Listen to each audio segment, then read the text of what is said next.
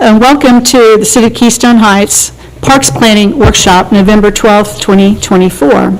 Ms. Silva is not present tonight, so I'll ask for a roll call. Dan? Present, here, sorry. Speedy? Here. Nina? I'm here. Absent is Christine Thompson and Tony Brown. We'll get started. Also, we have Charlie Van Zant and Drew present here to help us tonight, which we appreciate.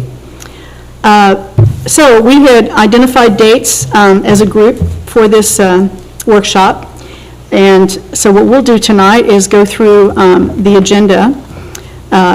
And when I looked at, creating materials for the agenda, which I gave to Stephanie last week, I had to look at the reality because it's kind of a big consideration when we're talking about this. And just earlier this year, a plan was created in September of 2023. And that plan was put together by two chunks of money. One first chunk of money, which was given by the North Florida TPO grant from the Smart City effort of $100,000. Also, the City of Keystone Heights provided a check to DPMP, which is Marzana, for $36,976 for them to come in and complete a park plan for our community. Now, and I don't know how this happened with us as far as council goes, why we were not given an opportunity to give input to the representative who created the plan. It's really frustrating that happened, and maybe it's our fault for not questioning maybe why we weren't asked, right? But ideally, we should have been asked for input on all elements of the 6 key areas that she identifies in the park plan. It is an amazing looking plan, but unfortunately it was based on her perception. So moving forward, we will make sure that doesn't happen again, ever. And we're going to also make sure that we include the community to give us input, because they live here, they use these resources every day, and we can't just depend on our opinion on what we think everybody wants. We have to go based on what people tell us or what we think the community could benefit from. In totality of this particular master plan, which it is called, everything which connects 4 park areas, 21 acres with connection, sidewalks, walkways, pavers, lighting, landscape, all of the elements, splash park, tennis courts, pickleball court, batting cages, a skate park, places to do yoga. I mean, it's a lot of stuff.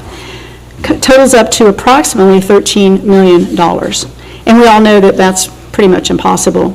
On the Smart City piece, the $100,000 was used for them to come in and identify our so-called assets, which meant things that the city owns that we paid for, that we want to continue to maintain and make sure that they're in good working order. It also looks at sidewalks, it looks at drainage, a variety of things like that. That helps us manage those resources or those things for us better. And so I think it's annual cost for them to manage it for us with reports coming out to the City Hall, so they know where to go and fix things or do things or replace things, is $25,000 a year for the contract. And the only thing I would say to Charlie and team is you all have to look at that and say, is it worth it? I don't know. I don't know how much time it takes our public works guys to go out and fix a light bulb, to replace a bench, to go pull something out of the lake, whatever. I think we just have to look at it, and I know we've kind of not done anything with it because of misperception of what people thought it was. So in looking at the unified park system, which is what I looked at, I had to look at the cost, and what I'd ask you all to do is review those materials because they're actually quite interesting and they are current. And whether we use it or not, I think it gives us some good ideas on where we might want to go. And I came up with a few things that I would like to see, but I'm kind of curious to hear what you guys think you would like to see. Speedy, you want to go What first? I would like to see, we got so many projects going on now with the waterfront. The waterfront is Keystone Heights' favorite. It's always used, especially now with money, isn't it? It's all free. That Geneva Jungle, there's always So you're saying the beach area primarily? Get that all, we need to get the pier done, we need to get all that. It is our jewel, that is, I even enjoy going down there. When that fishing pier is there, there's teenagers, they were just coming back the other day when I was at my house from fishing down there. That gives them something to do. Right, The same thing with the tennis courts and all that, we gotta get them done and everything, because they're always used. right. And that's in this park. And I'm surprised how much of this park behind us is used. Yeah, right, in this whole general area. We gotta get them. The basketball court, the tennis courts, the Yeah, the you- beach area, yes. I counted 20-some people just back here a few weeks ago. And I like seeing people happy and all that. It's very centralized. And we do have one problem, though, I saw yesterday with, I'm a big safety person, and there was youth, young, I say preteens, they were climbing that big oak tree over there. Oh, And we had a problem with a slide. You just imagine something happened, so right. we gotta think of some signs or something. That's stuff we can work on. I just wanted to bring that up. Right. I would have done the same thing because I loved driving when I was young. That tree is perfect, but we can't, We can't encourage that. no. I felt bad as saying something, but Drew did the best. She went over there and talked to him. So, yeah. She literally educated him. We've done some of that when we walk through the Yeah. park. We've seen, She literally educated him and not, I would have, like, get off that, right. So I didn't do You it. just, just like we saw them skateboarding down there, we said, they're not allowed down here. And they're like, oh, okay, I'm sorry. And, it's a matter of That's us. what I would do. I'm just- Yeah, reinforcing the rules if we see it. And really, the sign down here needs to be repainted a little bit to make more clarity there. But, Yeah, we do need to work on signs. yeah, I think signage is a big thing, I think, for a lot of things in town.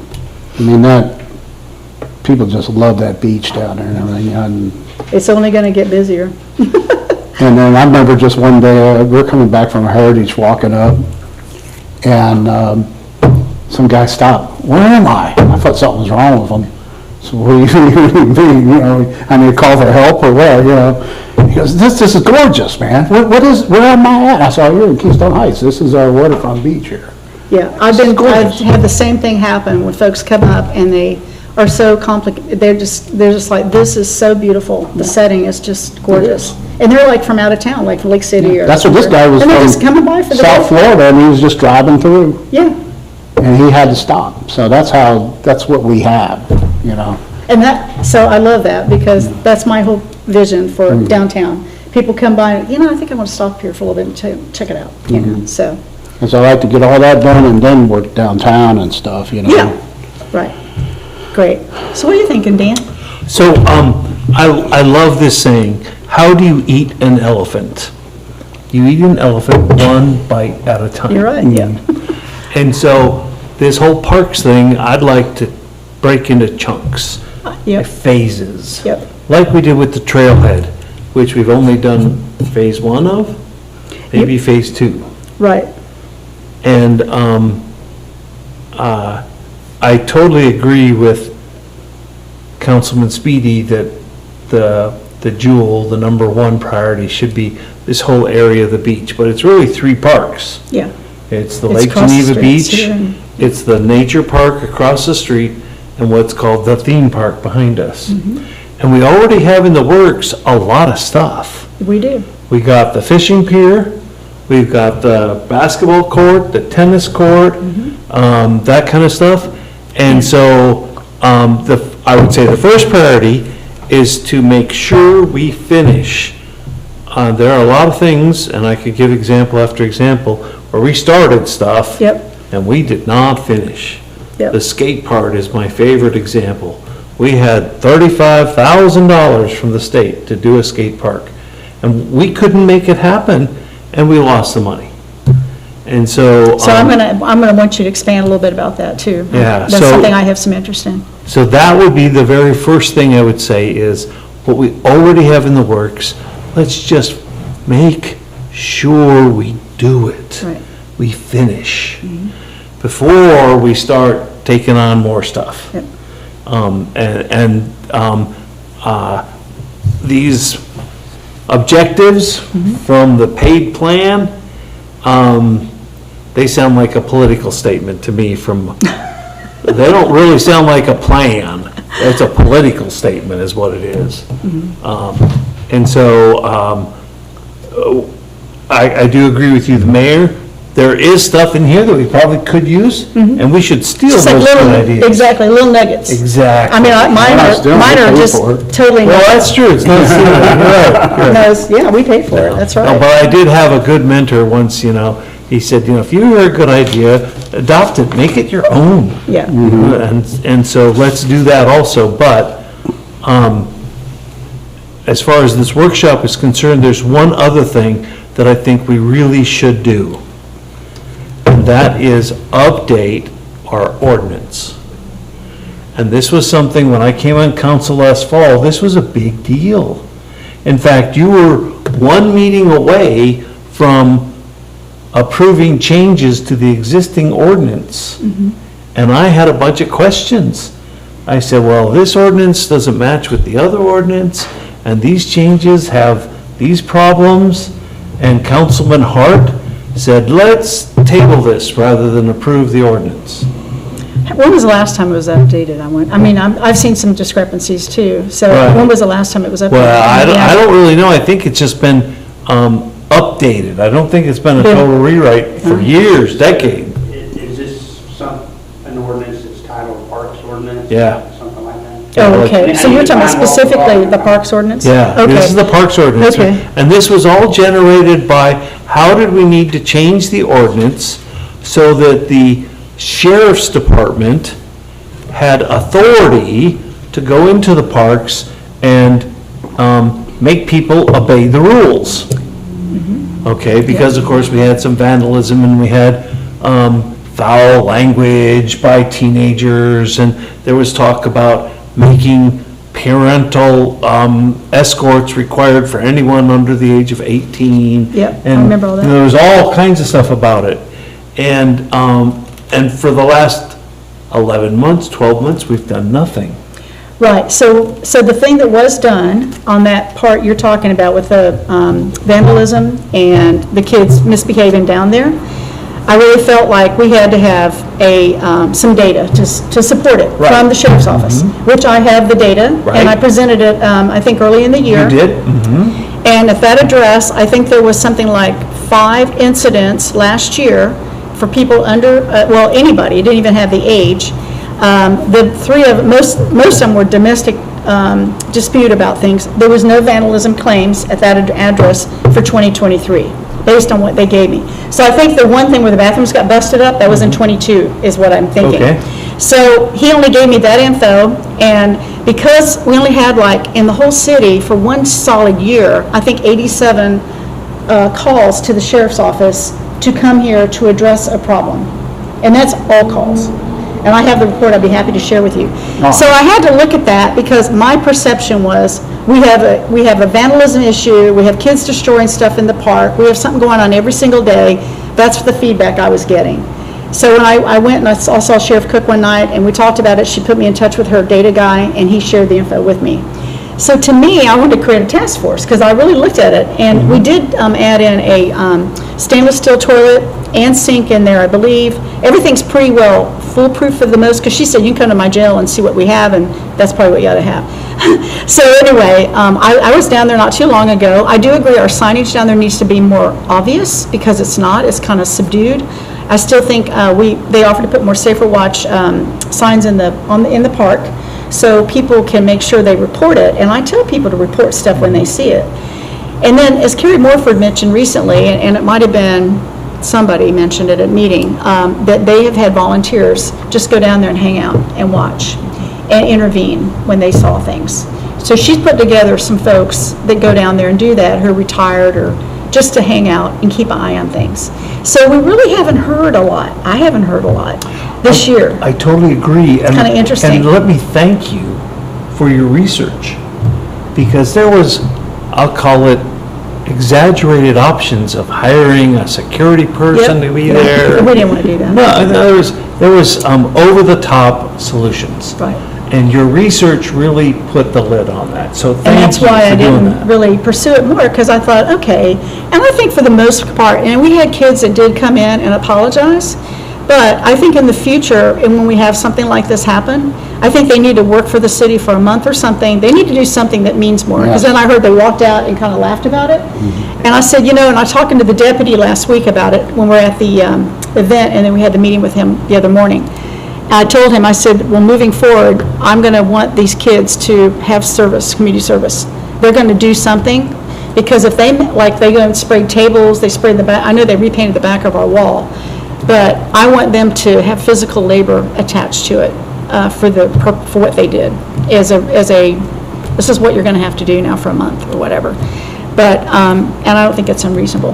Right, so I'll go back to my point, though, and that is, I still think we need to rewrite that ordinance. I've got a note here, I'm going to pull that up and see what it looks I think we like. need to give the sheriff's office the teeth that they need to say, the ordinance says this, and you're not following it, and so I can take action against you because you're not doing the right thing in the park. Right. We don't have that in the ordinance right now for every action that there should be, or Right. shouldn't be. So that would be, besides finish what we're working on, the second thing is do the ordinance, and then come back to this 3 months from now, 6 months from now, when those things are done, and say, okay, what's our next step? Right. That's what I. Go ahead, Charlie. Didn't the deputy we met with say he was going to send us an initial list of what was different between the county ordinance and the city ordinance? Oh, that'd be He was talking helpful. about responding to calls in the city. We were Alarms went off and things. Yeah. Okay, Would that, maybe some of that can come into that? that'd be great. I'm going to let the sheriff get through her election and call her. Yeah. Because I don't. We need to I make wanna sure. I've gotten in trouble before dealing with, a deputy when it needed to go up to a different level. I think the sheriff's office involvement is really important. Yes. Yeah, so Yes. I'll let her tell me who that person. Because he was, you know. so he had mixed Yeah. signals about some of the communications between them and what we expect. But he wasn't even aware of a loitering ordinance, which we do have. And I printed that up and handed it to him. Because he and I talked about it on Halloween night, and then I came in the next morning, met him, and gave it to him. So he didn't even know about that. So I think that it's just so we're all on the same page. Yeah. And we know what they're allowed to do and what they're not allowed to do. Yeah. Because it also came up about four-wheelers and golf carts. Oh, yeah. And that's another challenge that they're being faced with right now. And we've Right. got to, once we get that part done of the lawyers communicating and agreeing on what they do or cover, or what they will enforce, then we need to do a media blast thing about the golf cart rules in the city. And that there are no four-wheelers allowed. Like, what are the rules? Because, it was approved, Dan, 3 years ago, I think, on the golf cart thing. I wasn't a member at the time, council member at the time, but I do remember it. And I've actually gone through all those, because people have called me and asked me about it. And four-wheelers are not allowed, period, in town, period, and they You are. gotta be a licensed driver, and And you gotta be a licensed driver, same thing with the golf cart, that's the they're main allowed. reason why it went through, is to make that. But we see kids all the time driving golf carts that are not 16. So I think we just need to look at that again and find out what their level of power is to enforce the rules. And then we need to do a newspaper blitz, social media, everybody in the city, here's how this is gonna go, and you will get a ticket if you're caught driving this without your proper things. They have to understand that. So, yeah. So, one of the first visits I had as city manager was from tobacco-free Clay. And the other cities in Clay County have ordinances that prohibit tobacco use in the parks. Right. Would you guys like to be a tobacco-free? That's pretty much boilerplate language. I don't know if it's a. Yeah, because we're not right now. Or if it's written into the ordinance that. I mean, we're not right, I've had people reach out to me about that too. Put it in the parks ordinance. Yeah. You can't do it in a stadium, you can't, like, you go to a football game, open, Here's my worry, big worry to me.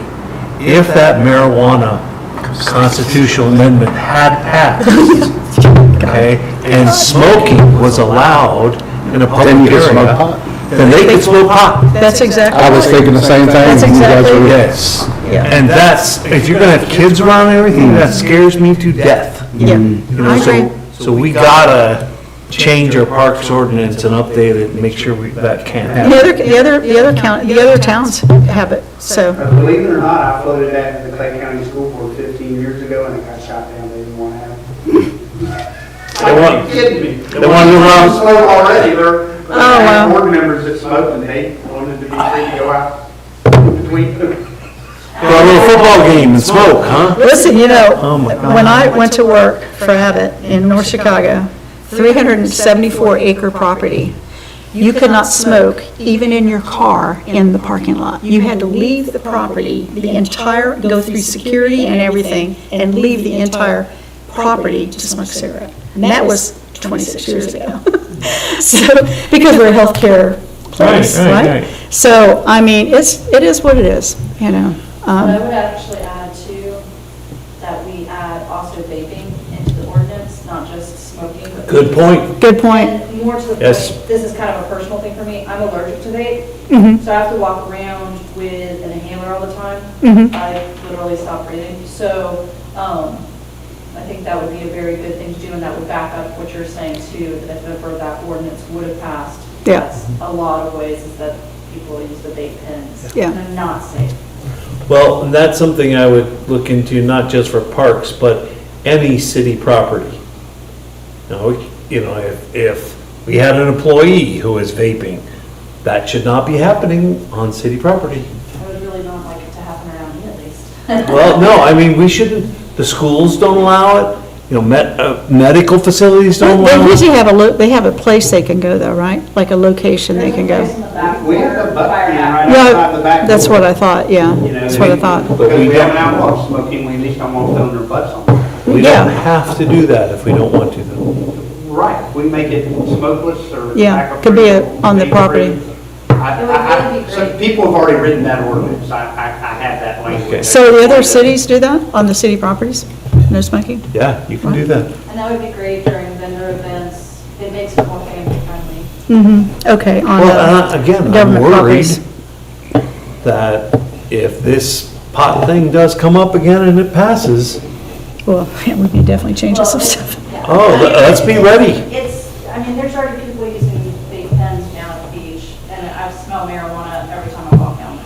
I have had a problem with students at my school vaping marijuana, okay, which is only supposed to be for medicinal uses. We had to suspend a guy, and he brought in 2 other students. Oh. So he wasn't just doing it himself, he was taking 2 other students down the Primrose path. It was unbelievable in my mind. That's pretty, Well, that's how I learned Brave. I was allergic to vape. They would do it in class, and once they learned that they could make their teacher not breathe, it was a great way of getting out of work. Yeah, that's wild. they do what So- they can get away with. Can you think of other things? So those are my 2 biggies, you know. Gotcha. Let's update the ordinance, which we were gonna do a year ago, and we never finished that. Okay. And let's complete the projects we're working on, and then look at it and see, okay, we're good. Do we wanna do phase 3 on the trailhead? Do we wanna do a dog park? Do we wanna do, what do we want to do next? So I did a similar review of, and, you know, after we even had our strategic planning, I had some other things I had in mind. So basically, the way this plan came out was she identified 6 areas. One was the Keystone Lakeside Preserve, which is basically here. This building, parking, the Moon Tree, city signage, that's what she's referring to in her areas for her description. In that particular area, so what I did is I took nuggets out of each area, because, you know, cohesively, it was a huge amount of money. And I'm like you, I'm looking at priorities, or what do we already have working on, right? Yeah. So to me, we're already got stuff going on with Moon Tree. There was a recent placking of some sort that happened with that, and a dedication. I know the Heritage Commission has been involved in some of that. City signage was something that I've talked about for a while, which I think is part of our plans for the downtown area. Once we can get the corner going and some changes down there, we definitely want to have some kind of new signage down there. City Hall, we're getting ready to facelift in here, which is going to make it more comfortable for our guests while they're here for meetings. That's in the works. Parking is always a big thing, which is something I have in mind with the plans I'm looking at for the whole city marketplace area that we might consider. Then I scoot down here to the Lakeside Preserve, and that's basically across the street. And she had in there, she called it Natural Bliss, I'm not sure what that means, the gazebo, butterfly garden, picnic area. We already have the gazebo.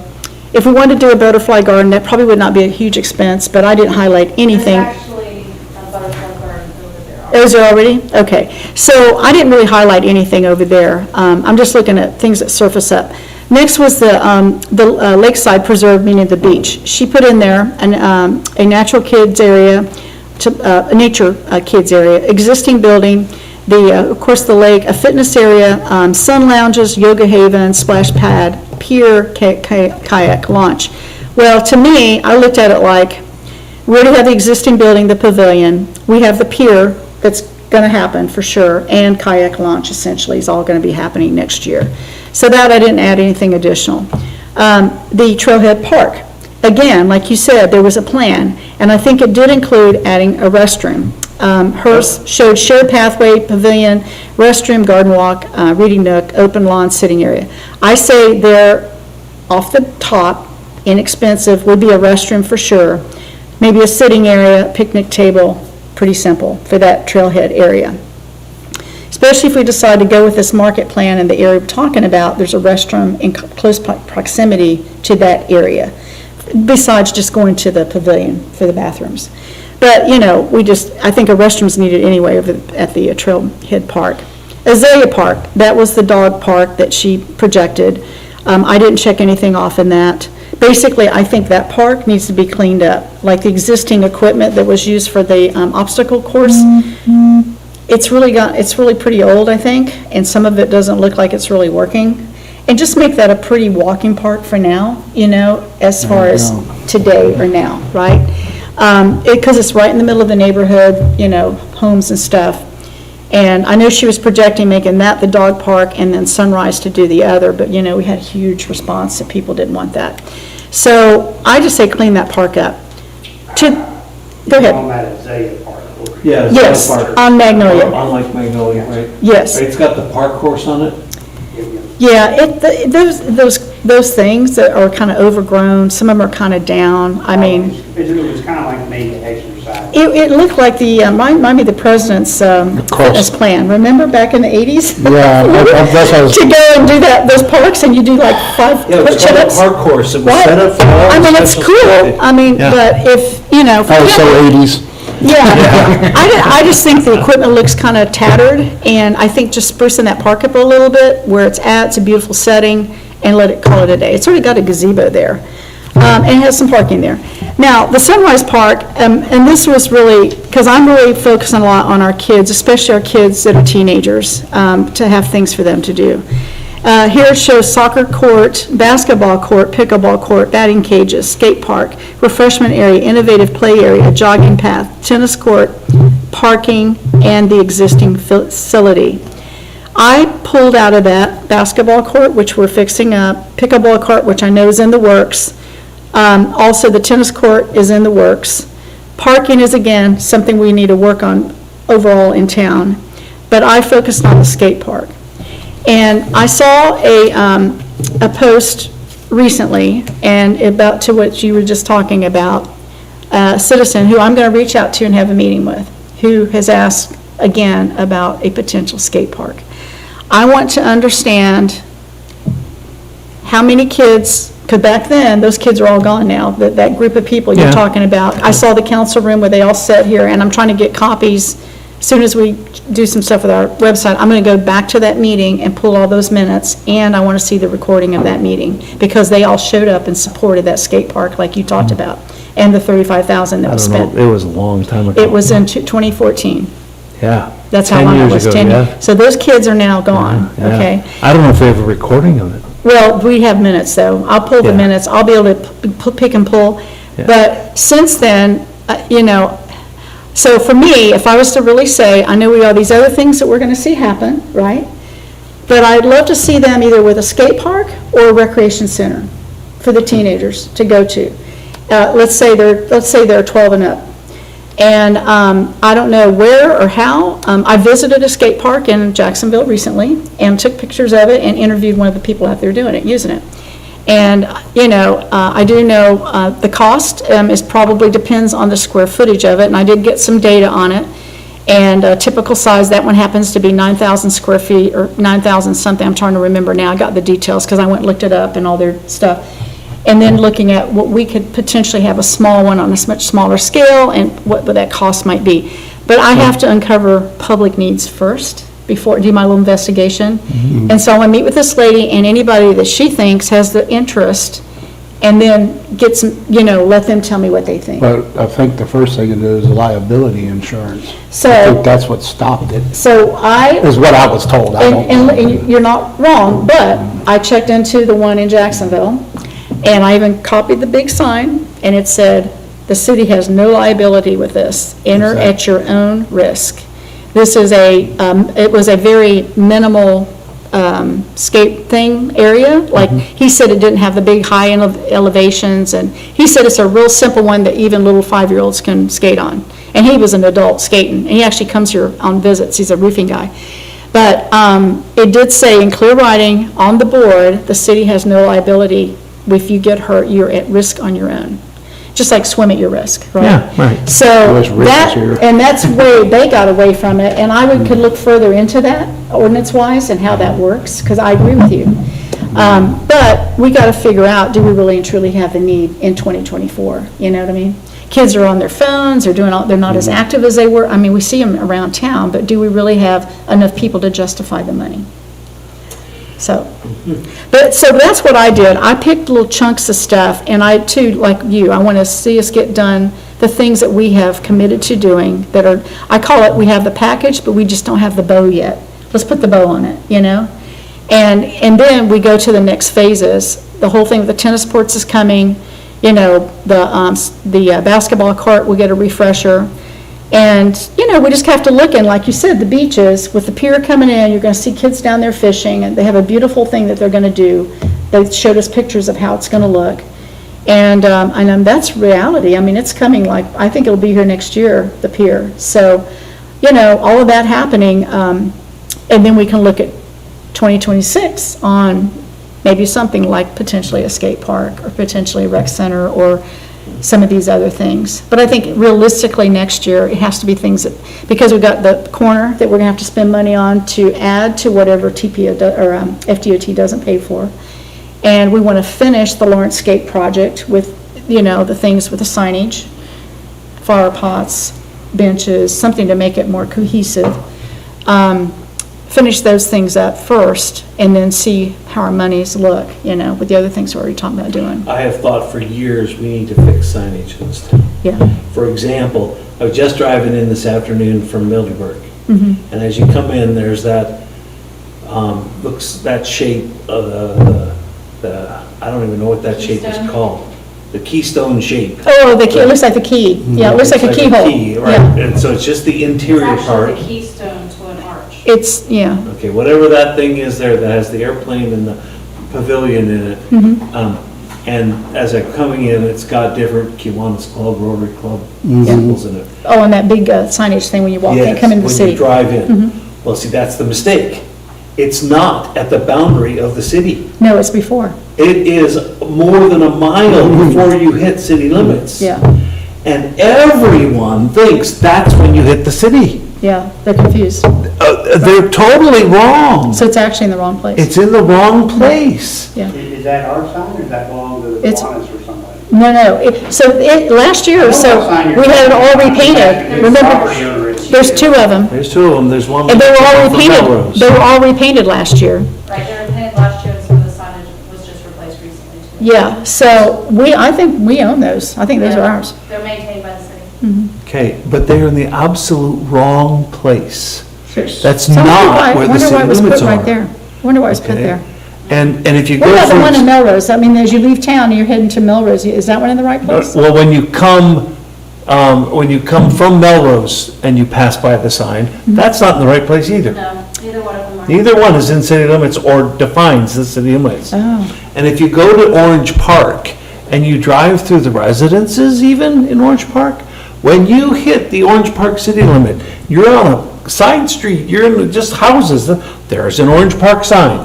you have entered Orange Park. So you know exactly where the border is of the city. Okay. And your house is either in it or it's not. Okay. The residents, the people of this area have no clue because the signs are all in the wrong places. So it might be good to look at even on 100. Or not just on 100, even on the side 121, streets. Side streets, yeah. Like, if you're in the high school, you're in the city. If you're on the other side of the street from the high school, Mm-hmm. you're not in the city. That's correct, And people don't know that. Yeah. They think they're all in the city. yeah. And so, I think we need to raise awareness about who is actually in the city limits and who is not. Yeah, And the only way we can do that is with signs. yeah. Because they could have same zip code. Oh, they do. The zip code for 32656 and 32666 is 10 times the size of the city, Right. number of population. I mean, my friend lives in Bradford County, and she has the 32656 zip code. Right, and they all think, well, my post office address says Keystone Heights. Right. I must live in the city. No, you don't. I get that question all the, so Yes. how is that really? So I get that question all the time. They say, well, I'm not in the city limit, but I'm in the city of Keystone Heights, but why am I, have a Keystone Heights address, but I